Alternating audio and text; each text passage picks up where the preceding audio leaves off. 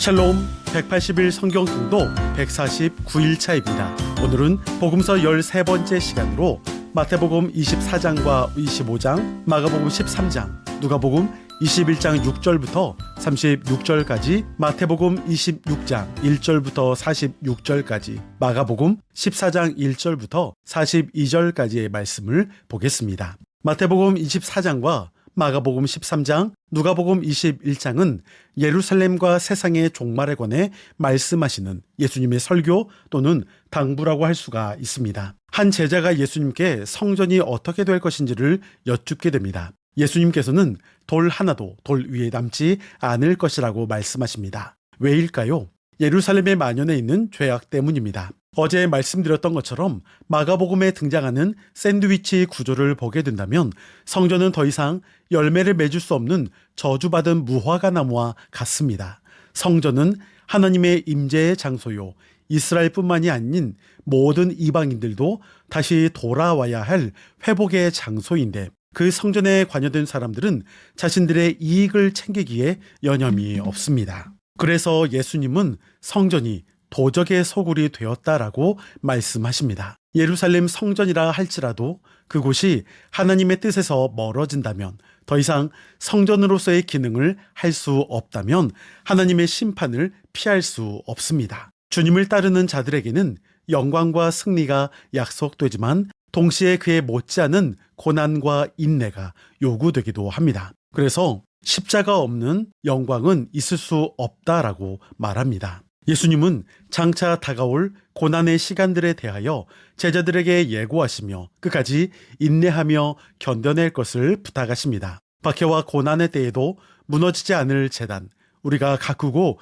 세워야 할 하나님의 성전은 교회된 우리 자신이라 할 수 있습니다. 우리 자신은 준비하지 않고 겉으로 보이는 건물만 화려하게 꾸민다면 고난의 때에 모두 무너지고 말 것입니다. 오늘 내가 준비하는 것은 나 자신의 믿음인지 아니면 외적인 모양새인지 정직하게 살펴야 할 것입니다.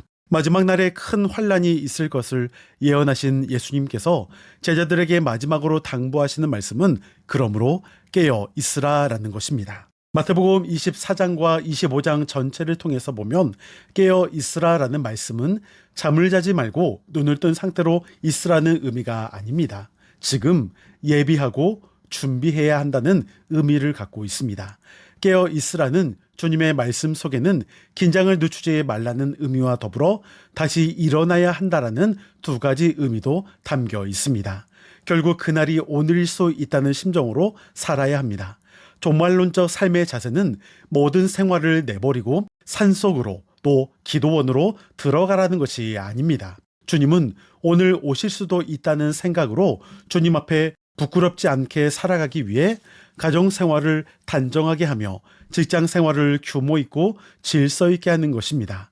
두 사람의 밭에 있음에 한 사람은 데려가고 한 사람은 버려둠을 당할 것이라 말합니다. 맷돌질을 하는 두 사람 중에 한 사람은 데려가고 한 사람은 버려질 수 있다 말씀하십니다.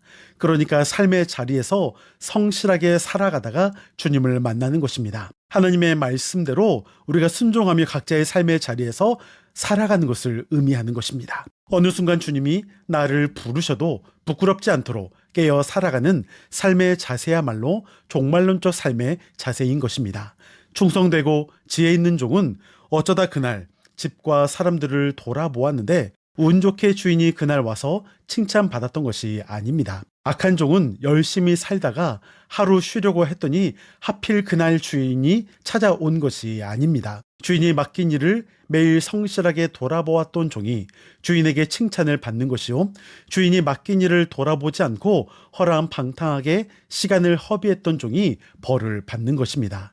그러니까 하루하루 우리에게 주어진 삶을 어떻게 살아가느냐, 주어진 사명과 책임을 어떻게 다하느냐가 중요한 것입니다. 이제 예수님은 체포되실 것을 아시고 제자들과 마지막 시간을 가지면서 마지막 권면을 통하여 당부하십니다. 최후의 만찬과 함께 제자들의 발을 씻겨주신 이야기나 베드로의 예수님 부인 사건, 겟세마네에서 기도하시는 것과 관련된 내용은 내일 본문에서 다루도록 하겠습니다. 이제 내용을 기억하면서 복음서 13번째 하나님의 말씀을 들으시겠습니다. 여러분 오늘도 승리하시고 평안하세요.